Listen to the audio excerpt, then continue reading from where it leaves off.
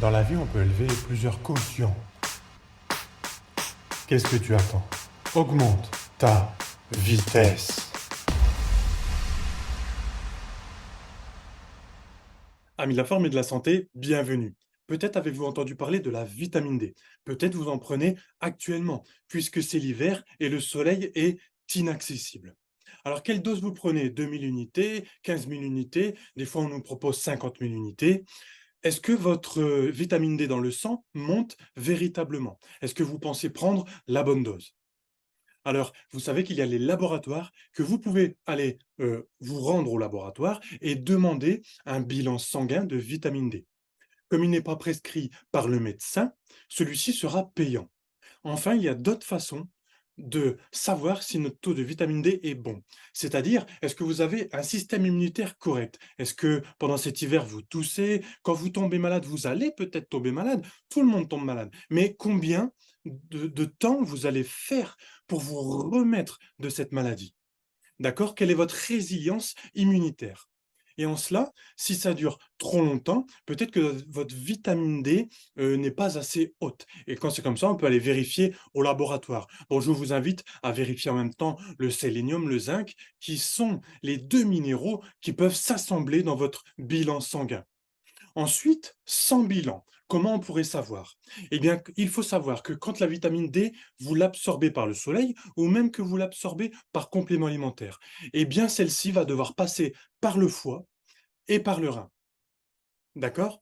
Et en nutrition fonctionnelle, on observe que notre foie peut être enflammé. Vous savez, il y a les enzymes qui s'appellent les transaminases. Donc, vous voyez sur votre bilan sanguin, c'est les asates et les alates. On peut voir que si elles sont hautes, ça veut dire qu'on a une petite inflammation.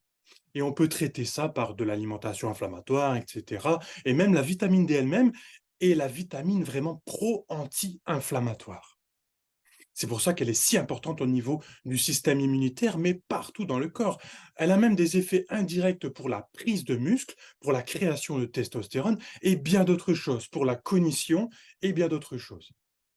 Elle passe aussi par les reins et par exemple, les gens qui ont une insuffisance rénale doivent absolument regarder leur taux de vitamine D, car la vitamine D passe forcément par les reins pour être convertie. On peut voir aussi sur le bilan sanguin, et cette fois-ci du médecin, le bilan complet, comme on l'appelle, on peut voir peut-être une insuffisance rénale aussi dessus. Je vous, je vous, voilà. Vous pouvez demander à votre médecin plus d'éclaircissement là-dessus. En tout cas, les doses de vitamine D journalières dans les études nous prescrivent 2000 unités internationales. Vous savez, il est marqué 2000 UI, c'est unités internationales. Donc 2000 par jour, c'est très bien. Si vous voulez pas vous embêter à les prendre par jour, vous pouvez prendre, par exemple, 10 000 unités à la semaine. Au moins, comme ça, vous pouvez vous garantir de peut-être que votre vitamine D ne chute pas. Vous pouvez essayer de la garder à un niveau stable. Et si par exemple, tout va bien, on pourra essayer elle pourra monter et on a un taux optimal pour avoir, un système immunitaire top et une vitalité au top. Cette vitamine D, a des normes optimales dans la nutrition fonctionnelle qui nous permettent d'avoir, u un bon taux pour espérer avoir une bonne santé, d'accord? Un dernier point que je voulais exposer sur la vitamine D, c'est que certains médecins nous disent que nous prenons la vitamine D l'été, vous savez, hein, le soleil, hop, on prend notre taux de vitamine D et on en a assez pour passer l'hiver. Alors pourquoi pas, mais en tout cas, quoi qu'il arrive, cette vitamine D va baisser pendant l'hiver. Et après, on va attendre durement, difficilement le printemps, l'été, pour ensuite la remonter. Alors moi, je vous propose une autre option, c'est de prendre un complément alimentaire en vitamine D pour éviter justement que cette vitamine D dégringole ou en tout cas baisse pendant l'hiver. Comme ça, on va limiter les dégâts sur notre système immunitaire et on pourra garder une bonne santé immunitaire, encore une fois, pendant tout l'hiver. D'accord?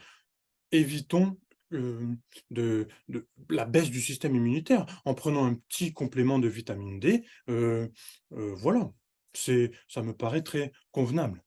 D'accord? Je ne sais pas ce que vous en pensez, laissez-moi un message en dessous de cette vidéo. En tout cas, si ça vous a plu, n'hésitez pas à laisser un petit j'aime, à la partager aux gens que vous pensez que c'est très important. On sait que dans la population plus âgée, la vitamine D est encore plus importante, mais à n'importe quel âge en réalité. D'accord?